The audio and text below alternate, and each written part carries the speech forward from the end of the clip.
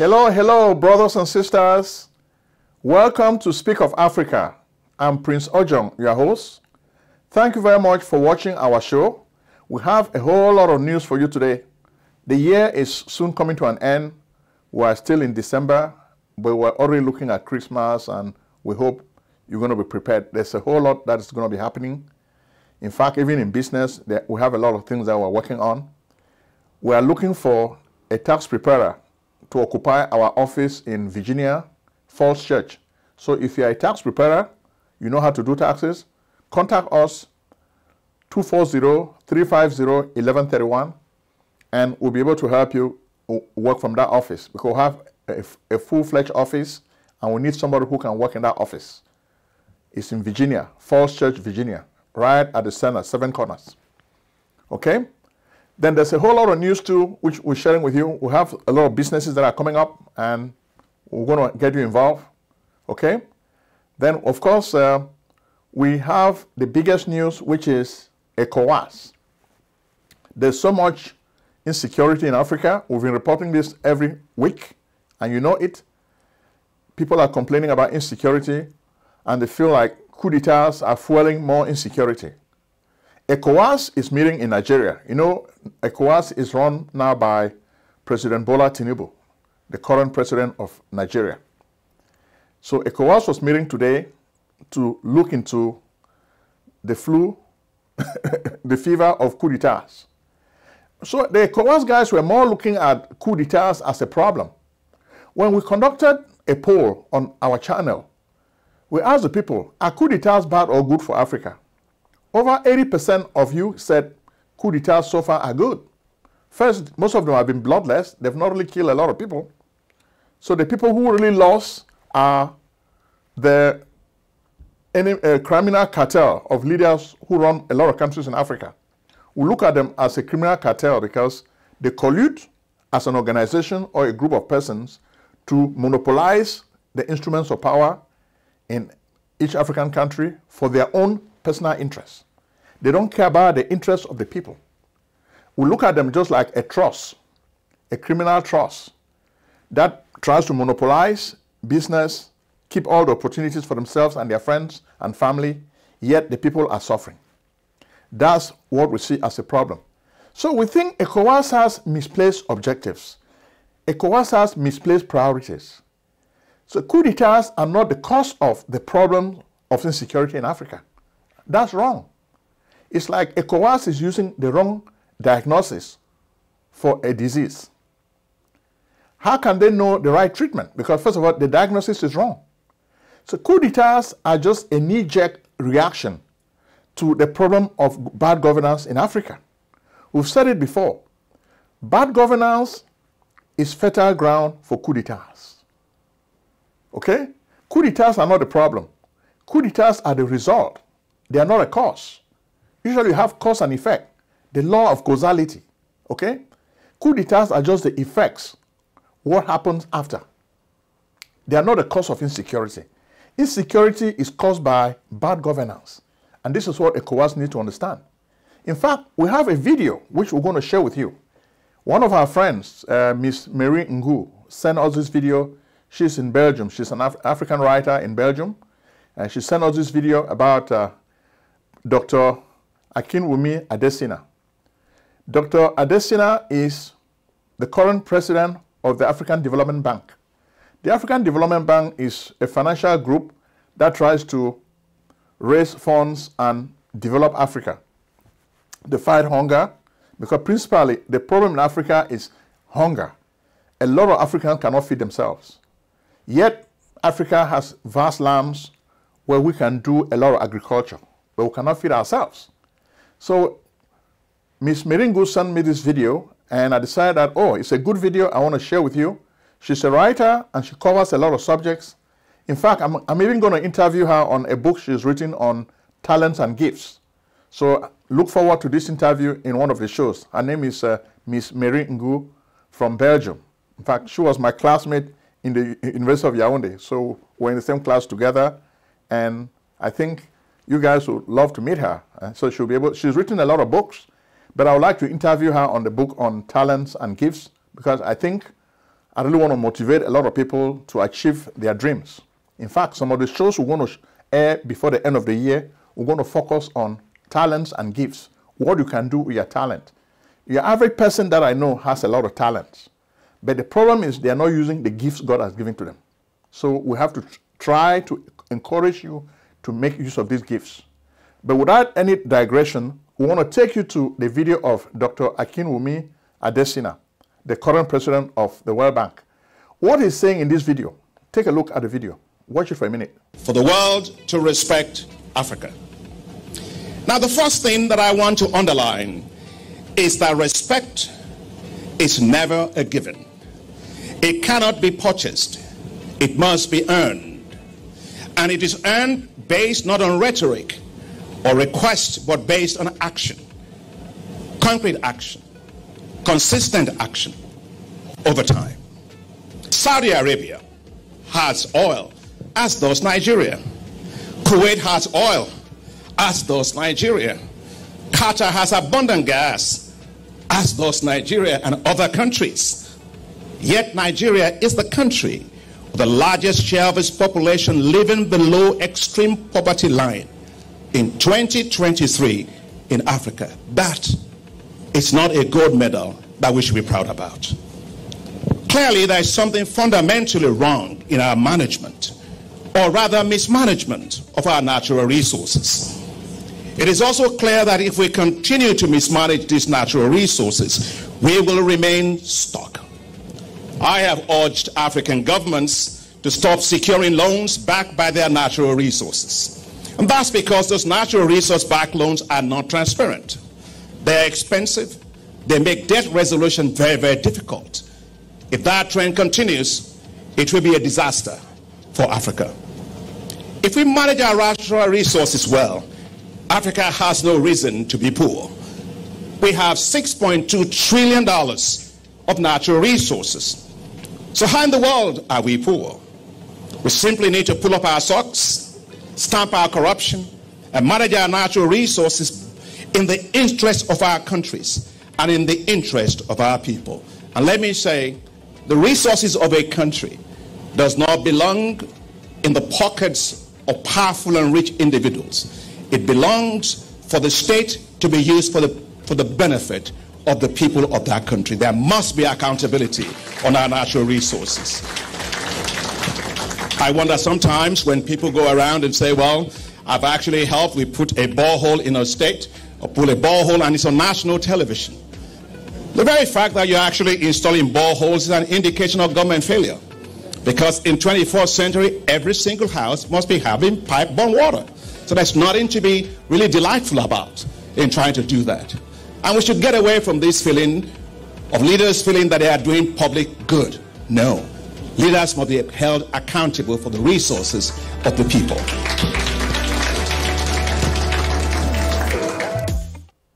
Principally, what Dr. Akinwumi Adesina is saying is African leaders are a bunch of criminals. They run cartels. They are just like drug cartels, okay? Like trusts. They monopolize power. Then they sign bad contracts which they use Africa's resources. Then these deals are not transparent. So in the end, China gets everything, natural resources for free. America gets everything for free. France gets everything for free. Yet the people are suffering because they never got anything. It's not like fair trade. Because everything was done using backroom deals. Nobody knows the truth about these deals. Nobody saw the contract. So Dr. Adesina is saying this is wrong. We need to change things. We need to have more transparent transactions. So this is why coup d'etats are taking place and we should not worry about it. It's the same thing in Cameroon this week. The major story is the visit of General Brice Clotaire Oligui Nguema, the current junta leader in Gabon. He was visiting La République du Cameroun. That banana republic was hosting him after so many promises.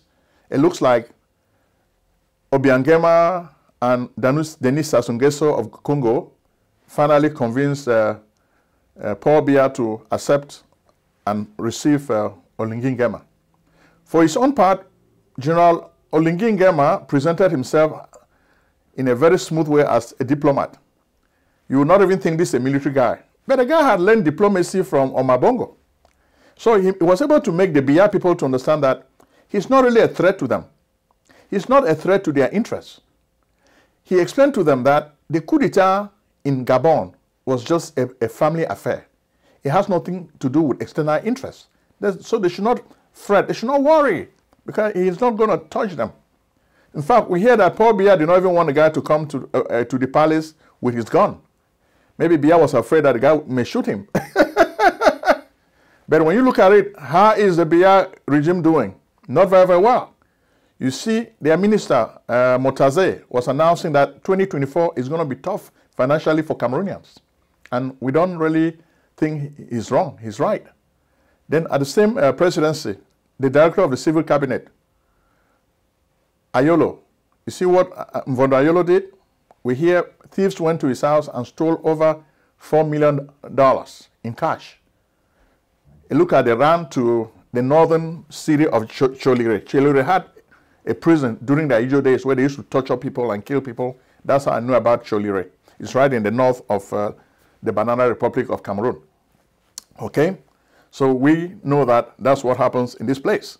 Then, of course, we said before that Nigeria needs to take action, because since 2016, it looks like the Ambazonia revolution, the war in Ambazonia has just been forgotten. People have forgotten about it. Nobody cares about it. Nobody cares about the people who are being killed. But now the effects are being felt in Nigeria. And some of the legislators are paying attention now. They're drawing the attention of President Bola Tinubu. In Cross River State, before you used to hear about insecurity in the north, Maiduguri and the other north eastern states. That's where a lot of the insecurity was reported. But now in Cross River, the Ambazonia revolutionaries are encroaching on Nigerian territory. Belgeta community around Okunliku in Cross River became the target of a lot of these Ambazonian restoration forces. It looks like they hit people in that town and they cut it away with a lot of stuff. And we hear that they even arrested the chief of the community. So now, we've been talking about the Ambazonian revolution for so long, I think the Nigerian government will start paying attention.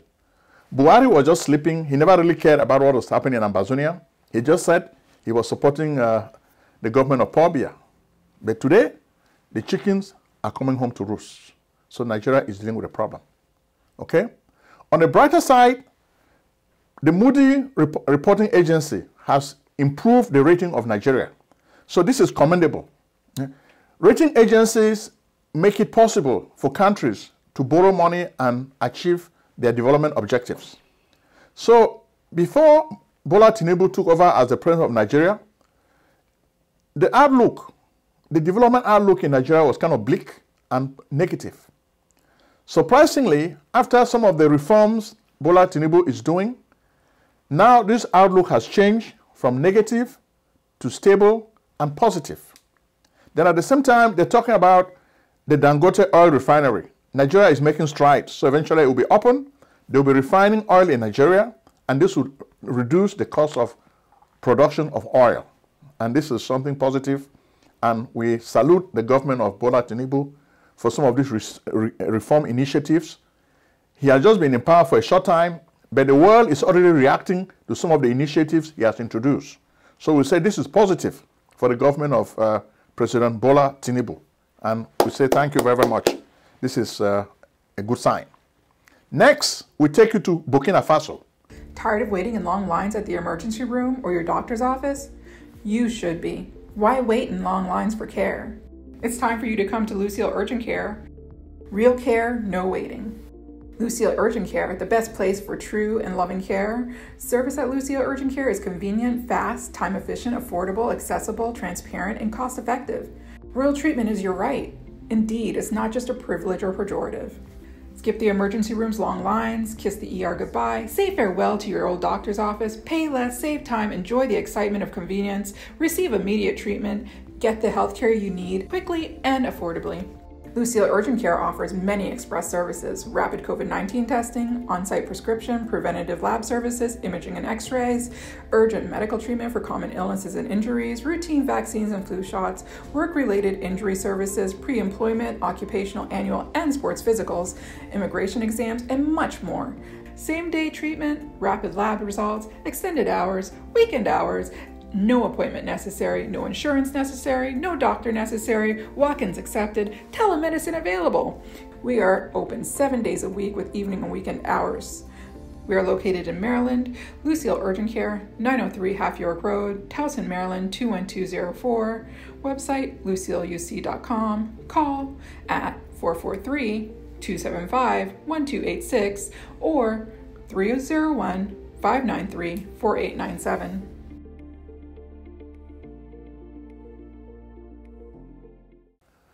Burkina Faso is the country of Ibrahim Traoré.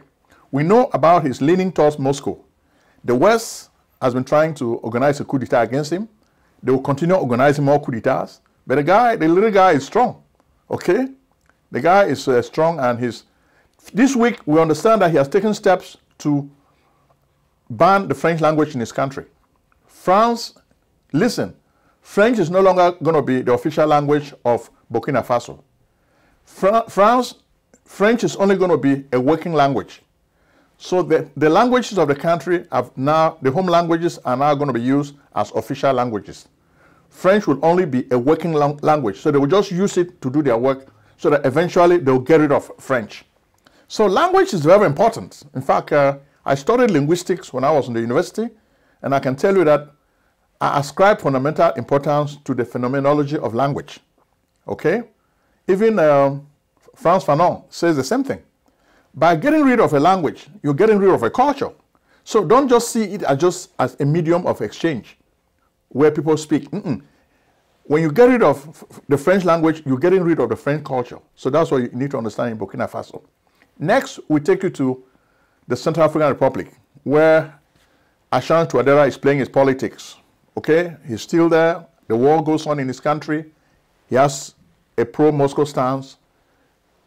Coup d'etat coming to Central African Republic. We'll take you to Congo DRC. December 20, that's the date of the next presidential election, probably in 2 weeks. Less than 2 weeks, really. So what is happening? Felix Tshisekedi is running for re-election, but this week we saw the emergence of Moise Katumbi. Moise Katumbi used to be the governor of Katanga province, oil-rich Katanga, mineral-rich Katanga. Okay? He was campaigning. People say, oh, this guy is a foreigner. He said, I'm not a foreigner. I'm the guy who is going to liberate the country.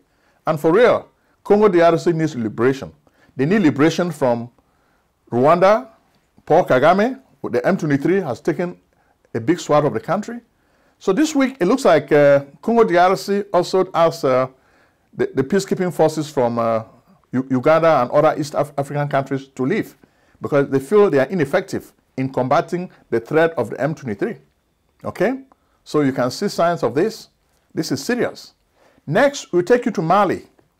Mali is a country of Assimi Goïta, where 2 coups d'etats have taken place in a very short order. But MINUSMA, part of the UN peacekeeping force, has finally been asked to leave for good. So MINUSMA has been asked to leave for good, and they have left. So bye-bye, Emmanuel Macron. French power in that country is going down, okay? The French are no longer powerful in Mali. And I know Emmanuel Macron is not sleeping well. France is losing, France is losing. Then what about Niger? France is not winning in Niger either. The coup d'etat took place in Niger. The junta, after they kick out Mohamed Bazoum, they are steadfast. They don't want to leave. They don't want to go anywhere. We even hear that they have changed the law on trafficking. And this is creating a whole lot of panic in European capitals.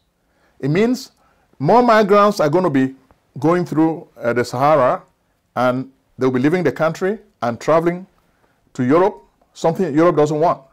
Europe wants Niger's uranium, but Europe doesn't want the people of Africa, okay? They want African minerals, but they don't want Africans. So that's the sad part in the story. So Niger has just upped the ante. Now they're going to be flushing all these people to leave Niger and travel to Europe in search of greener pastures. Okay? We're going to end our show by taking you now to Sierra Leone. In Sierra Leone, we told you the last few weeks that there was an attempted coup d'etat. Coup d'etats are taking place because of bad governance. So coup d'etats are not taking place in Sierra Leone because of insecurity. Insecurity is a byproduct. It's a result. It's not a cause. In Sierra Leone, we told you, in fact, there's one of our famous professors, Dr. Julius Anyundumbe. He wrote a very good article, which I will really share with you. It talks about diamonds, ethnicity, and power. This article is on ResearchGate, and I can even share the entire article with you. This article really explains the phenomenon of insecurity in Sierra Leone. Because of diamonds, because of ethnicity, because of power struggle, we're having a lot of problems in Sierra Leone. Even the last election, Julius Maada Bio, won this election narrowly. So people are still contesting. So everybody in Sierra Leone wants to put his hands on these diamonds. So there's a fight for power, a fight to control those diamond mines. And most of these fights are taking place along ethnic lines. You have the Mende, then you have the other folks. Okay? So they are really fighting. And when you read this article by Dr. Julius Anyundumbe, you get a better understanding of the phenomenon that is taking place in Sierra Leone. Do you need tax preparation services? We can help. Contact PJ Tax Service, America's only full-time income tax preparers. Like the good old doctor, we do not close our doors after April 15th. In fact, we stay open all year round in order to serve you. We are located at 11207A, Lockwood Drive, Silver Spring, Maryland, 20901. Make an appointment today with Prince Ojong, your tax expert. Call 240-350-1131 or visit us on the web at www.pjtaxservice.com. This week, we understand the former president of Sierra Leone, Ernest Bai Koroma, is supposed to be questioned by the police over this coup d'etat. We understand one of his former bodyguards has been accused of involvement in the coup d'etat. So what has this got to do with Ernest Bai Koroma, a very popular politician in the country? So we think Julius Maada Bio may be talking about the rule of law, but he has to tread very carefully, because if he touches Ernest Bai Koroma, it's going to create more problems. It's more like you touch a beehive. The bees are just going to come. They're going to come out and start attacking you. So I know he has to be careful.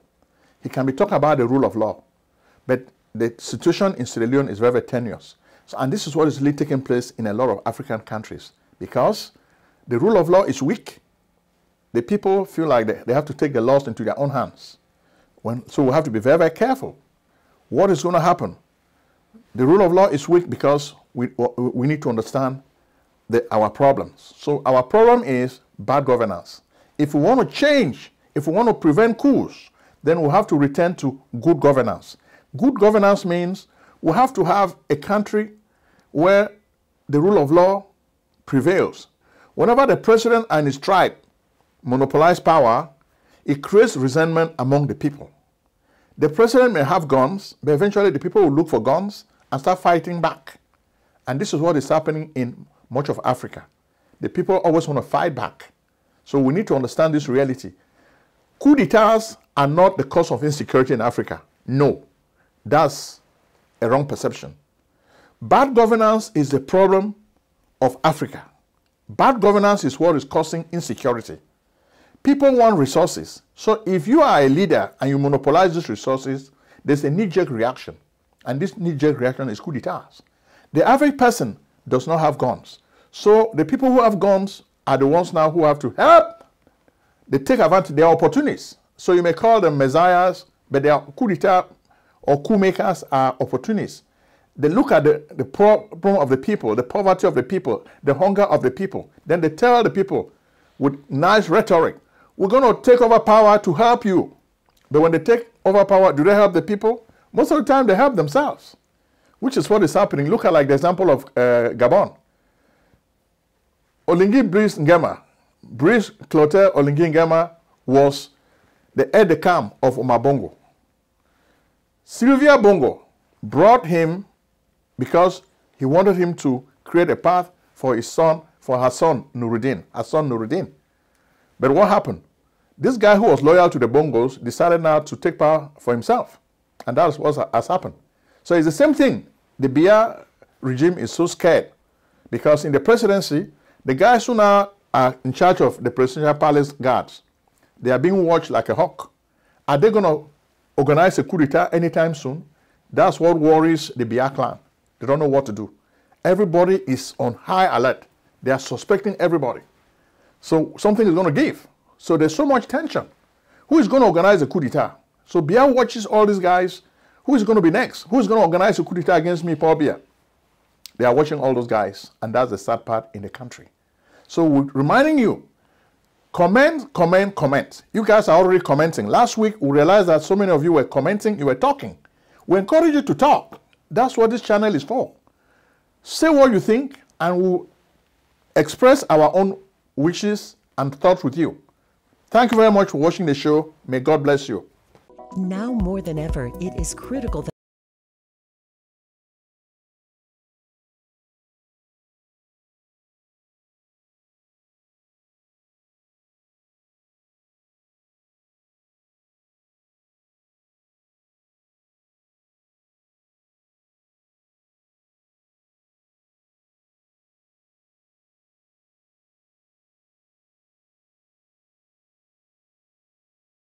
.com.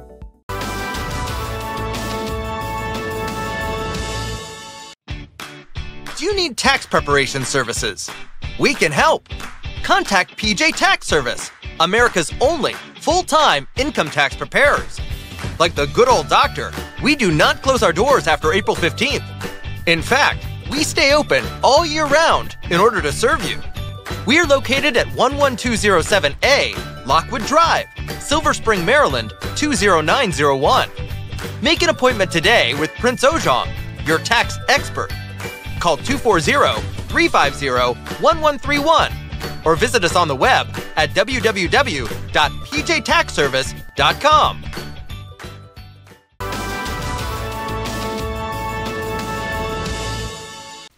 Selling a service or a product? Need buyers? Use the African Nation TV as a channel to reach many viewers. Act now and call Prince Ojong at 240-350-1131. That's 240-350-1131. Act today.